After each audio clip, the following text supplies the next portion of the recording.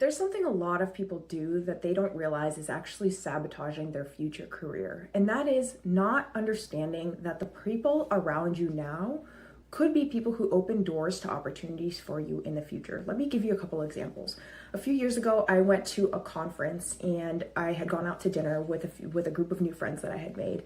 And one of the participants at this dinner, let's call him Nathan, got a text message from another conference attendee who had traveled really far to be at this event, asking them if they had if anybody was going out to dinner.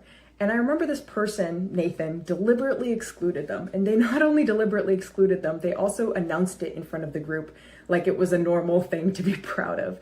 And I just remember that lack of kindness. And a few years later, when they asked me about a job that I had posted for my business, I actually told them that they should not apply because, and I didn't tell them this, but I remembered at the forefront how uncomfortable I felt and what that told me about that person and how they treat others and their character. Similarly, there's somebody I know outside of work, kind of loosely, and I remember one day they were talking about how their job is just a paycheck and they just show up and do what they need to and then don't think about it at all anymore. And the same situation actually happened here, where a year later, they asked me about a job that I had posted on LinkedIn, and I told them that they shouldn't apply. And behind the scenes, I was thinking, it's fine. Like, some people have this attitude of, I just show up for a paycheck. I'm not going to give any more to my job. But I care about my clients, right? I'm putting my brand on the line by hiring people. I don't want to hire somebody who has this really apathetic way of approaching work. Anyway, that's all to say, don't underestimate the power of your weak ties. That random person that you just met today that seems like they are not relevant to your career at all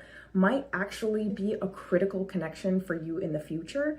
And when you talk crumbly or you display poor character, that impacts the way that people see you and impacts your future opportunities. Anyway, I hope this was helpful. And if you did find it helpful, let me know in the comments so that I can make more like this.